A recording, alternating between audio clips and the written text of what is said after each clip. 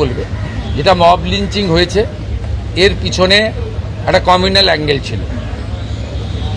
Rail লাইনে যেভাবে রেলপথকে উপড়ানো হয়েছে আমাদের অতীত ইতিহাস মনে পড়ছে।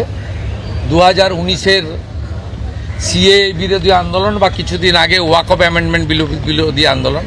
তৃতীয় হচ্ছে সিআরপিএফের 2 জন জওয়ান আহত হয়েছেন, একটা পুলিশের গাড়িকে জ্বালানো হয়েছে।